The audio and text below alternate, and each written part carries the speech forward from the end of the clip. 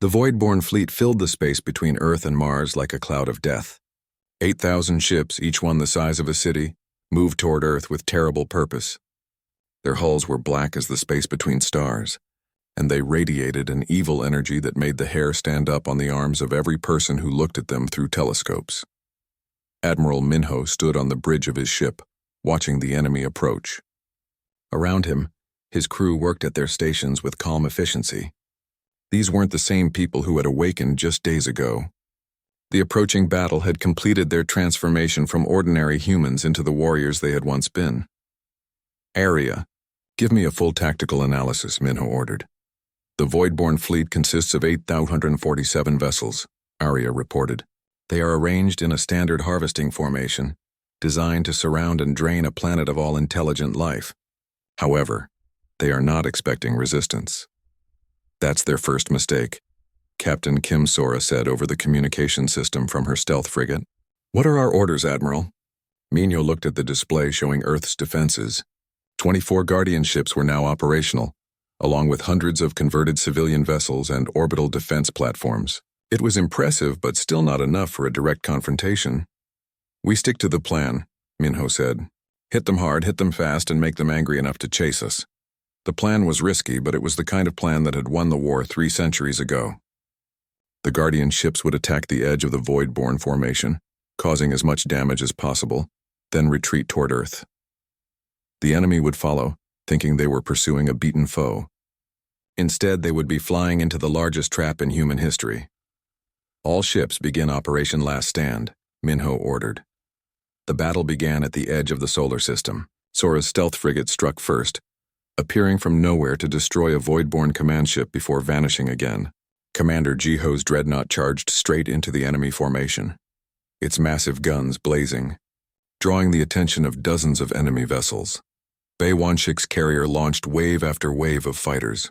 The small, fast ships darted between the huge Voidborn vessels like bees attacking giants, their weapons targeting critical systems and causing far more damage than their size should have allowed. The Voidborn reacted exactly as Minho had hoped. Enraged by the surprise attacks, they abandoned their careful formation and charged after the human ships. Thousands of alien vessels poured toward Earth, eager to destroy the impudent creatures who dared to challenge them. But as they approached Earth, the Voidborn discovered that the small human fleet was not retreating in panic. Instead, it was leading them into a carefully prepared killing ground, hidden among the asteroids of the belt between Mars and Earth. Massive gun platforms that had been built in secret over the past week opened fire. The platforms looked like ordinary rocks until they revealed their weapons, catching the Voidborn completely by surprise. Song Hyeri's engineering teams had worked miracles in just a few days. Using a combination of human technology and captured Voidborn equipment, they had created weapons that could punch through the alien ship's armor. More importantly, they had figured out how to disrupt the Voidborn's consciousness-draining abilities. "The frequency generators are working," Song Hyeri reported from her command center on Earth. "Their harvesting beams can't lock onto human minds anymore." This was the Voidborn's second mistake. For 3 centuries, they had relied on their ability to drain the life force from their enemies. Now, for the first time in their species' history, they faced an enemy they couldn't simply harvest. The battle raged for hours. Human ships darted in and out of the asteroid field, using the cover to launch surprise attacks. The Voidborn, frustrated by their inability to use their most powerful weapons, began making tactical errors. But Minho knew they couldn't win this way. Even with their advantages, humanity was still outnumbered more than 100 to 1. Eventually, the Voidborn would overwhelm Earth's defenses through sheer numbers. That's when Minho made the same choice his predecessor had made 3 centuries ago. "Arya, prepare the consciousness resonance weapon," he ordered. "Admiral, are you certain?" Arya's voice was concerned. The weapon worked before, but using it again could have unpredictable effects. "We don't have a choice," Minho said. "If we don't stop them here, they'll harvest every living thing on Earth." Dr. Choi Hana's voice came over the communication system from her command center. "Minho, I've been monitoring the weapon's power systems. I can boost its range, but it will require every ship to channel their power through your vessel." "Do it," Minho ordered. Around Earth, every Guardian ship turned toward Minho's command vessel. Energy began to flow between them. creating a web of light that connected all of humanity's defenders.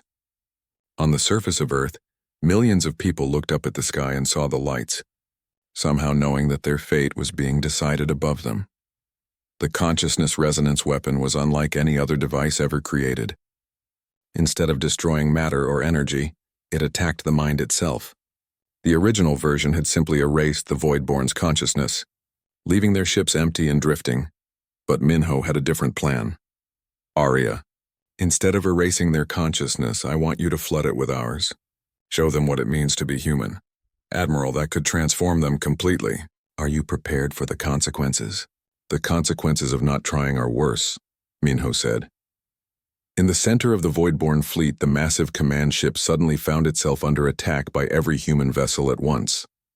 Captain Sora's frigate, Commander Jiho's dreadnought, Wanchik's fighters, and dozens of other ships converged on the alien flagship in a coordinated assault. The Voidborn commander ordered all ships to protect the flagship, pulling his forces into a tight defensive formation. It was exactly what Minho had been waiting for. Fire the weapon, he ordered. The consciousness resonance weapon activated with a sound like a million voices singing in harmony. Energy poured from Earth's guardian ships not toward the Voidborn fleet, but into the space around them. The weapon didn't target their hulls or their engines. It targeted their minds. For the first time in their species' existence, the Voidborn collective experienced something they had only taken from others, the full spectrum of consciousness from another species. They felt human courage, the stubborn refusal to surrender even when faced with impossible odds. They felt human love, the willingness to sacrifice everything to protect others. They felt human hope, the belief that tomorrow could be better than today. But most importantly, they felt human forgiveness. Instead of the hatred and fear they expected, the humans were broadcasting compassion. Even after everything the Voidborn had done, even in the middle of a battle for Earth's survival, humanity was offering them a chance to change. The effect was immediate and overwhelming. Across the Voidborn fleet, ship after ship simply stopped fighting. Their crews, for the first time in their history, were experiencing emotions other than hunger and rage. On the flagship, the Voidborn commander felt something he had never felt before: regret. For thousands of years, his species had consumed other civilizations, believing it was the natural order. Now suddenly he understood what they had destroyed. Stop, he broadcast to his fleet. All ships cease fire. The battle ended as suddenly as it had begun. 8,000 Voidborn ships hung motionless in space, their crews struggling to understand the new thoughts and feelings flooding their minds. Minho opened a communication channel to the Voidborn flagship. This is Admiral Kang Minho of Earth. I offer you the choice your species has never given to others. Surrender and live, or continue fighting and be destroyed. The response came quickly. Admiral Minho, this is... I do not know what to call myself now. We have names for destruction, but not for what I am becoming. We surrender. We wish to learn more about these feelings you have shown us. 6 months later, Earth looked very different. The Voidborn ships, now crewed by beings who called themselves the Reborn, worked alongside human vessels to explore the galaxy. The species that had once harvested consciousness now dedicated themselves to protecting it. Dr. Choi Hana had become Earth's first ambassador to the restored Galactic Confederation. Other species that had hidden themselves when the Voidborn returned now emerged from their hiding places, amazed to discover that humanity had not only survived but had transformed their greatest enemy into an ally. Captain Kim Sora commanded one of the new exploration fleets, working with reborn crews to discover what remained of the civilizations that had been lost during the Long War. Commander Yoon Jiho led the defense forces that protected the new alliance from other threats in the galaxy. Song Hyeri's engineering teams worked with reborn scientists to develop technologies that could restore consciousness to beings that had been partially harvested, bringing back species that everyone had thought were extinct forever. Admiral Minho stood on the bridge of his ship, looking out at Earth. The planet was no longer hidden from the galaxy. Space elevators reached up from every continent, connecting Earth to a network of orbital cities and space stations. Ships from dozens of species came and went, making Earth a center of trade and diplomacy. The first Voidborn scout ships appeared over major cities at dawn. They were dark, twisted things that looked more like living creatures than machines. They moved through the sky like hunting predators, scanning everything below them. In Seoul, millions of people looked up at the sky in fear and confusion. The ships were massive, casting shadows over entire city blocks. News crews rushed to film them, but their cameras stopped working when they got too close to the alien vessels. But the scouts had made a mistake. They had expected to find a planet full of helpless people. Instead, they found a world that was ready to fight back. Minho stood on the bridge of his ship, now fully risen from the desert sand. Around him, screens showed the locations of every void-born scout ship on Earth. Arya's voice was calm and clear as she coordinated the response. Guardian ships, this is Admiral Minho. The enemy has revealed themselves. Begin Operation Homecoming. Around the world, the hidden ships of Earth's Defense Force moved into action. Captain Kim Sora's stealth frigate rose from the Sahara Desert like a ghost. Her ship was built for speed and surprise attacks. As a scout ship hovered over Cairo, Egypt, Sora's frigate appeared behind it without warning. The void-born vessel never had a chance to call for help before Sora's weapons reduced it to scattered debris. Commander Yoon Ji-ho piloted his massive dreadnought up from the bottom of the lake in Japan. His ship was a fortress designed to take punishment and keep fighting. When 3 scout ships attacked Tokyo together, Ji-ho's dreadnought positioned itself between them and the city. His shields absorbed their weapons fire while his guns methodically destroyed each enemy ship. In the Pacific Ocean, Bai Wanshik's underwater carrier surfaced near San Francisco. His ship launched smaller fighter craft piloted by awakened guardians who had been living normal lives just days before. The fighters moved through the sky like a school of fish, surrounding and overwhelming the scout ships with coordinated attacks.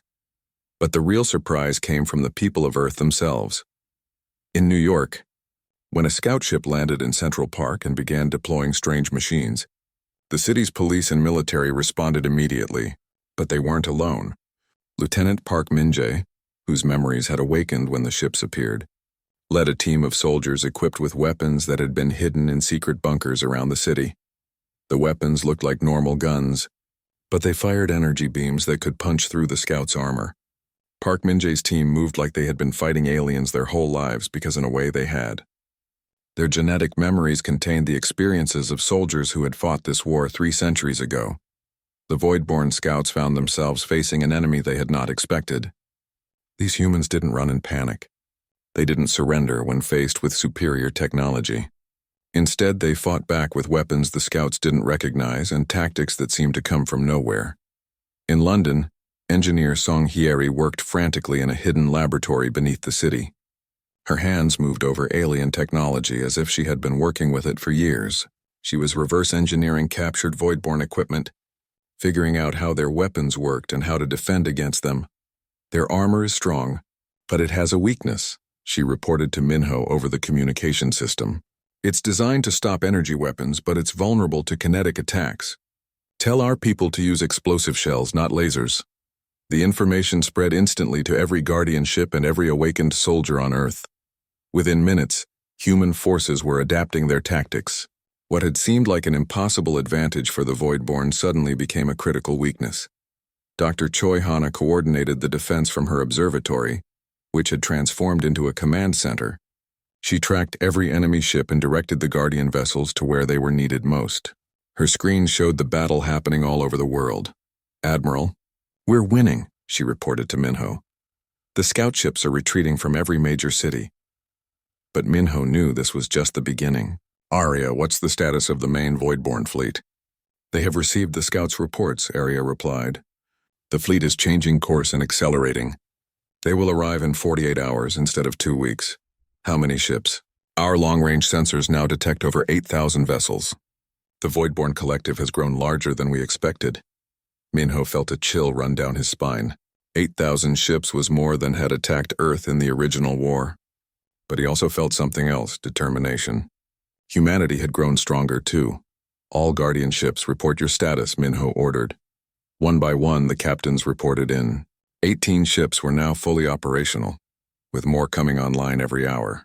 Each ship was powerful, but they were still heavily outnumbered. "We can't win a straight fight," Sora said from her frigate. 8,000 against 18 isn't good odds, even for us." "Then we don't fight a straight fight," Minho replied. "We fight like humans. Over the next 2 days, Earth prepared for the largest battle in its history. The Guardian ships worked with the planet's military forces to set up defenses. Hidden weapon systems that had been sleeping for 3 centuries came back to life. Songhyeri and teams of engineers around the world worked to upgrade Earth's technology using recovered voidborne equipment. Satellites became weapons platforms. The International Space Station transformed into a fortress. Even civilian spacecraft were equipped with shields and weapons. But the most important preparation happened on the ground. As news of the alien invasion spread, the people of Earth didn't panic. Instead, they organized. Factories that had been making cars and computers switched to producing ammunition and supplies. Scientists who had been studying peaceful topics began working on weapons and defenses. In every major city, hidden bunkers opened to reveal supplies and equipment that had been waiting for this day. People who had never held a weapon before found themselves learning to use tools of war with surprising skill, as if the knowledge had been sleeping inside them all along. Park Min-jae trained civilian volunteers in New York. "Remember," he told them, "these creatures feed on fear. They expect us to be afraid. Show them that humans don't break easily." The volunteers, office workers, and teachers and shop owners nodded with determination that surprised even themselves. Something about the approaching threat had awakened something in humanity. Not just the genetic memories of their guardian ancestors, but the same stubborn refusal to surrender that had won the war 3 centuries ago. As the Voidborn fleet approached the edge of the solar system, Admiral Minho stood on his bridge and looked at the tactical display. 8,000 enemy ships were approaching Earth like a dark tide, but Earth was no longer the hidden, defenseless world the Voidborn remembered. It was a planet ready to fight for its freedom. "All ships, all stations. This is Admiral Minho," he broadcast to every Guardian vessel and every defense platform around Earth. "The enemy thinks they're attacking a helpless world. Let's show them what humanity really looks like when we're threatened." Around the world, in ships rising from deserts and oceans, in hidden bunkers and converted factories, millions of humans prepared to prove that some things never change. Humanity still refused to surrender, no matter what the odds. Dr. Choi Hana sat in her office at the Seoul National Observatory, staring at data that made no sense.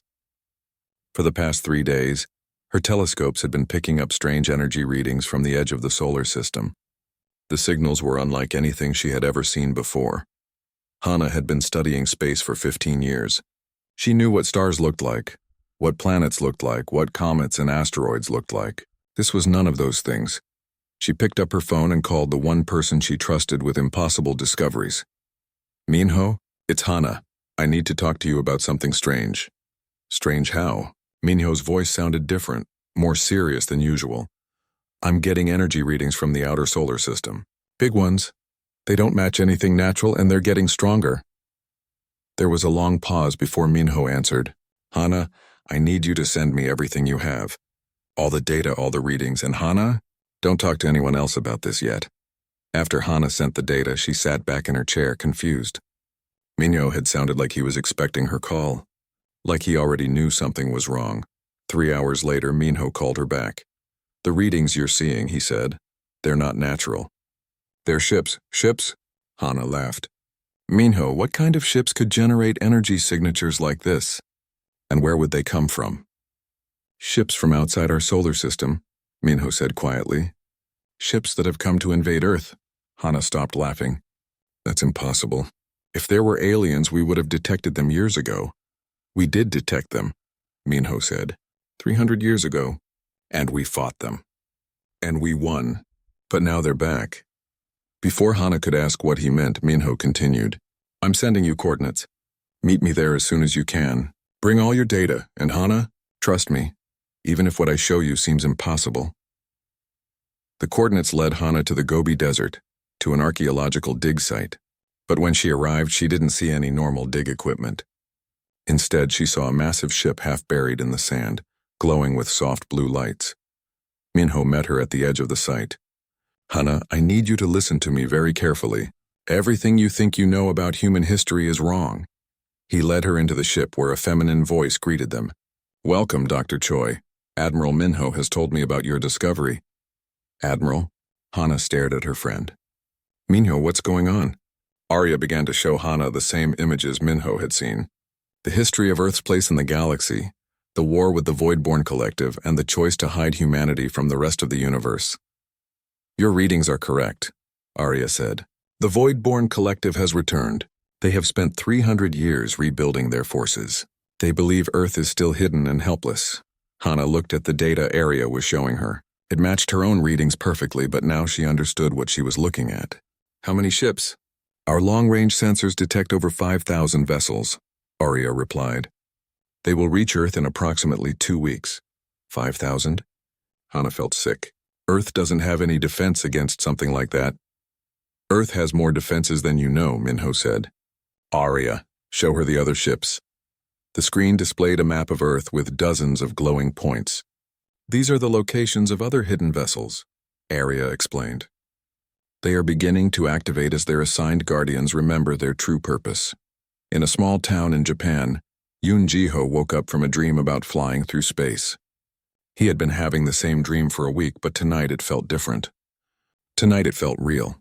Without understanding why, he got dressed and drove to a lake outside town, a lake where he had always felt strangely comfortable. When he reached the shore, the water began to glow. Something was rising from the bottom of the lake. In the Sahara Desert, Kim Sora stopped her jeep next to a rock formation she had visited many times before. As a geologist, she had always been curious about the unusual mineral readings in this area. Now as she touched the rocks, they shifted and moved, revealing the nose of a sleek ship that had been hidden for centuries. In the depths of the Pacific Ocean, automatic systems were coming online. Bae Wanshik, a marine biologist studying deep-sea creatures, watched in amazement as his sonar detected something massive rising from the ocean floor. It was a ship larger than any aircraft carrier, moving silently toward the surface. Back in the desert, Arya was explaining to Hana how the defense network worked. Each ship has a guardian, a person who carries the genetic memory of their original crew. As the Voidborn approach, these memories are awakening. But how can a handful of ships fight against 5,000? Hana asked. Human ships were always outnumbered, Minho said, and as he spoke, more memories were coming back to him. We won by being smarter, faster, and more determined than our enemies. Arya activated a communication system. Guardian vessels, this is Admiral Minho aboard the command ship. Report your status. One by one, voices responded from around the world. Ji-ho from his ship rising from the lake. Sora from the desert. Wanshik from the ocean. Others from hidden bases in mountains, forests, and underground caverns. 12 ships active and ready, Arya reported, more coming online each hour. But even as the ships awakened, the Voidborn were getting closer. Hana's instruments showed the energy signatures growing stronger each day. They're not just moving toward Earth, Hana said, studying the latest readings. They're sending smaller ships ahead. Scout vessels, Arya confirmed her analysis. The advanced scouts will arrive in 72 hours. They will attempt to establish landing sites and assess Earth's defenses. What happens when they discover we're not helpless? Minho asked. They will call for the main fleet to attack immediately, Arya said. We must be ready. Minho felt the weight of command settling on his shoulders just as it had 3 centuries ago. But this time was different. This time, humanity had grown stronger during their hidden years. They had developed new technologies, new ways of working together, new determination to protect their home. Arya, contact all Guardian ships, Minho said. Tell them to prepare for immediate combat operations. Contact Dr. Hana's observatory, and have them coordinate with other astronomical stations worldwide. We need to track every Voidborn ship. What about the governments? Hana asked. Shouldn't we warn them? Not yet, Minho said. Mass panic won't help anyone. First, we stop the scout ships. Then we prepare for the main battle. If we do this right, most people on Earth will never know how close they came to losing everything. As night fell over the desert, the ship's lights grew brighter. Around the world, other hidden vessels were also revealing themselves to their guardians. The network that had protected Earth for 3 centuries was awakening. But time was running short. In the darkness of space, the first Voidborn scout ships were already entering the outer edges of the solar system. Confident that they would find a defenseless world waiting for them, they were about to discover just how wrong they were.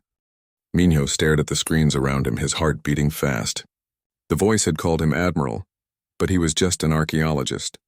He had never been in the military. He had never even seen a ship like this before. Who are you? He asked the empty air. I am Arya, the voice replied. I have been waiting for you to return, Admiral Kang Minho. I'm not an admiral, Minho said. I'm a professor. I study old things. I found your ship by accident. You are exactly who you have always been, Arya said gently. But you have forgotten. Let me help you remember. The large screen in front of Minho began to show images. At first they were blurry, but slowly they became clear. He saw space with stars and planets he didn't recognize. Then he saw ships, huge vessels moving through the darkness. But what made Minho's blood run cold was what he saw next. On the screen was a man who looked exactly like him. Same face, same eyes, same voice. The man wore a dark blue uniform with gold markings. He stood on what looked like the bridge of a warship, giving orders to other people in similar uniforms. That's not me, Minho whispered. That is you, Arya said. Admiral Kang Minho, commander of the human fleet, leader of the Earth Defense Force. The images on the screen continued. Minho watched himself commanding battles in space, talking to strange alien creatures, making decisions that affected entire planets. It was like watching a movie, except the main character was him. This is impossible, Minho said. These things never happened. I would remember. You were made to forget, Arya explained. It was the only way to keep you safe, to keep Earth safe until the time came when you would be needed again. The screen showed more images. Minho saw Earth, but not as it was now. In these images, Earth was connected to other worlds by streams of light. Ships traveled between planets like cars on highways. Humans worked and lived alongside creatures that looked nothing like people. Earth was part of something called the Galactic Confederation, Arya said. Humans were new members, but you proved that your species was special. You were brave, creative, and you never gave up, even when things looked hopeless. Minho watched as the images showed a great war. The enemy was something called the Voidborn Collective. They looked like machines, but they moved like living things. They destroyed planets and took something from the people who lived there. What did they take? Minho asked. Consciousness, Arya replied. They fed on the minds and souls of thinking beings. They wanted to harvest every intelligent species in the galaxy. The images showed battle after battle. The Voidborn Collective was winning. Planet after planet fell to their dark ships. Many species that had existed for thousands of years were wiped out in days. But then humans joined the fight. Your species was different, Arya said. Other races fought with honor and followed rules. Humans fought to win. You used tricks, surprises, and tactics that no one expected. You made alliances that seemed impossible. You turned the enemy's own weapons against them. Minho watched himself leading these battles. He saw human ships using unusual tactics, hitting the enemy where they didn't expect it, working together with alien allies in ways that confused and frustrated the Voidborn. The other species began to call humans the crazy ones who fight like cornered animals, Arya said. But they meant it with respect. Humans never surrendered, even when surrender was the smart choice. The war went on for years. Minho watched as both sides lost many ships and many lives. But slowly the humans and their allies began to win. The Voidborn Collective was pushed back from world after world. Then came the final battle. On the screen, Minho saw himself standing in this very room, making a terrible choice. The Voidborn had gathered their entire remaining fleet for one last attack on Earth. The human fleet was outnumbered 10-1.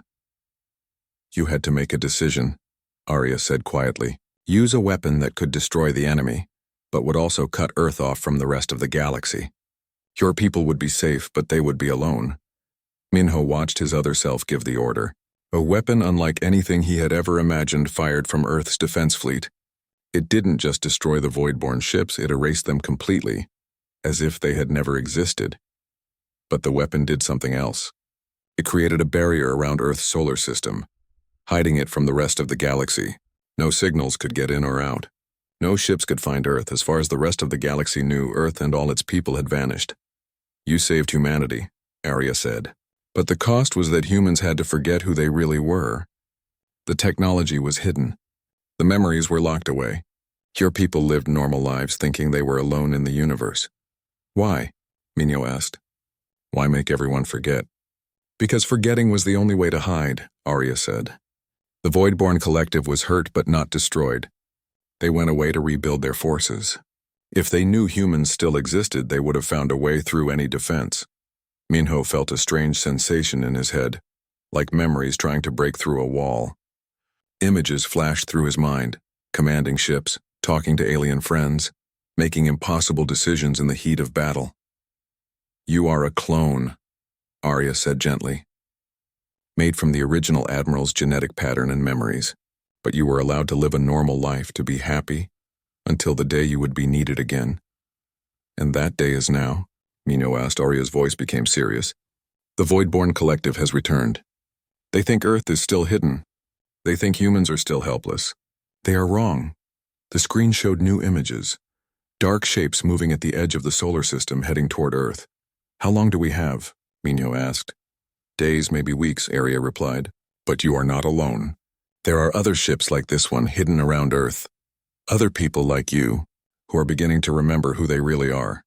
Minho stood up from the chair, feeling different than he had moments before. The memories were still cloudy, but something inside him was waking up.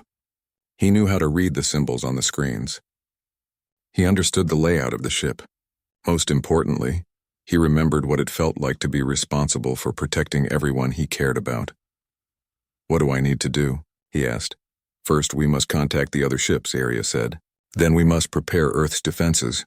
The Voidborn Collective thinks they are attacking a helpless planet. We need to show them that Earth is anything but helpless." Outside the ship, Jiwoo and Taemin were still waiting. They had heard voices coming from inside but couldn't understand what was being said. They didn't know that their friend was remembering a life he had never lived and preparing for a war that most people on Earth didn't know was coming. As Minho touched the controls that felt familiar under his hands, ships buried around the world began to wake up. Other people living normal lives as teachers, doctors, and workers suddenly felt the same strange pulling sensation that had brought Minho to this desert. The galaxy was about to discover that humanity was not only still alive, but ready to fight again. The hot desert sun beat down on Kang Minho as he wiped sweat from his face. He had been digging in the Gobi Desert for 3 weeks now. As an archaeologist, he was used to long days under the burning sun, but this dig felt different. Something important was buried here. Minho worked with his small team. Park Ji-woo, a smart woman who studied ancient cultures, was his closest friend and research partner. Lee Taemin, a young graduate student, was eager to learn but sometimes got too excited about small finds. "Professor Kang, look at this," Taemin called out from his section of the dig site. He held up a small piece of metal that gleamed in the sunlight. It was unlike anything they had found before. Jiwoo walked over and took the metal piece. She turned it around in her hands, studying it carefully. "This isn't from any civilization we know about," she said. "The metal is too pure, too advanced." Minho felt his heart beat faster.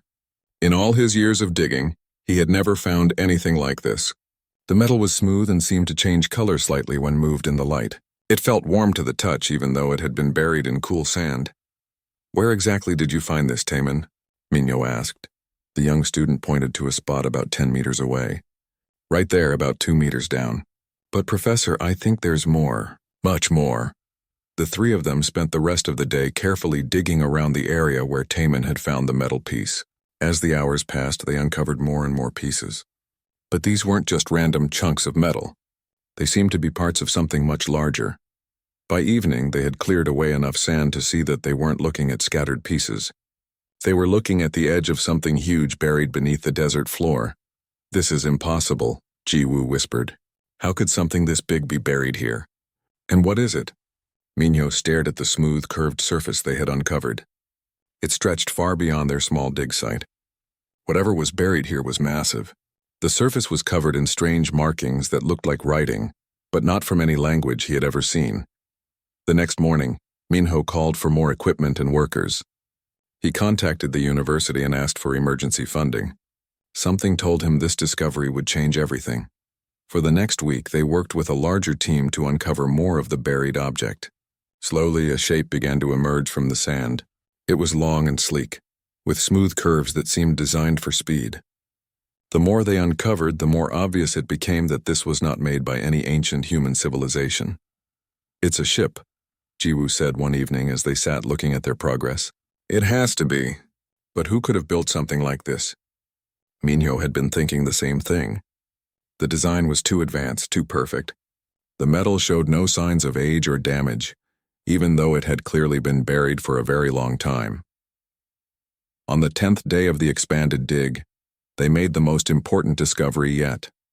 While clearing sand from what appeared to be the front of the ship, Taman found something that made everyone stop work. "Professor, everyone, come here now!" Taman's voice was shaking with excitement. Minho ran to where Taman was standing. The young man was pointing at a section of the ship's hull that looked different from the rest. Instead of the smooth metal surface, this area seemed to have a slight depression like a doorway. Jiwoo arrived just as Minho reached out to touch the strange section. "Minho, wait! We don't know what this is. It could be dangerous." But Minho's curiosity was stronger than his caution. The moment his hand touched the depression, everything changed. The ship came alive. Lights began to flicker along the hull, starting from where Minho's hand touched and spreading outward like ripples on water. A low humming sound filled the air, and the team stepped back in amazement and fear. Then, without any sound, a section of the hull simply disappeared. Where there had been solid metal, now there was an opening large enough for a person to walk through. Soft blue light came from inside. "This isn't possible," Jiwoo said, her voice barely a whisper. "Ships don't just turn on after being buried for who knows how long." Minho stared into the opening. The inside of the ship was clean and bright, as if it had been built yesterday. He could see what looked like a corridor leading deeper into the vessel. "We need to call the authorities," Jiwoo said. "This is beyond archaeology now." This could be dangerous, but Minho was already moving toward the opening. Something was pulling him forward like a voice calling his name that only he could hear. "Minho, don't!" Jiwoo grabbed his arm. "We don't know what's in there." He turned to look at his friend and colleague. "I have to see.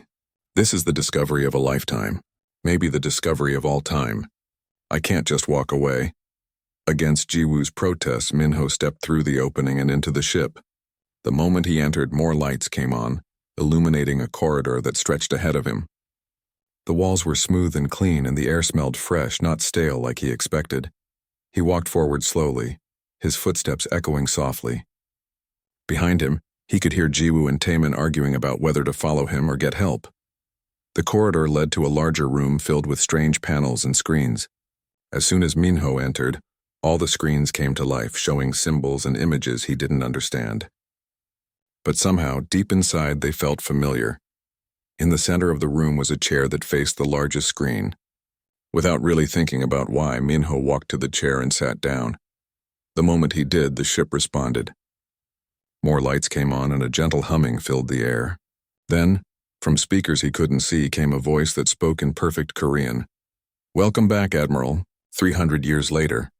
The voice was warm and feminine, and it spoke as if it knew him, as if it had been waiting for him. Minho sat frozen in the chair, his mind racing. "Admiral, 300 years?" Nothing made sense, but somehow sitting in this chair felt right. It felt like coming home. Outside, Jiwoo and Taman watched the ship's lights grow brighter, and they knew that their simple archaeological dig had just become something much bigger and more dangerous than anything they could have imagined.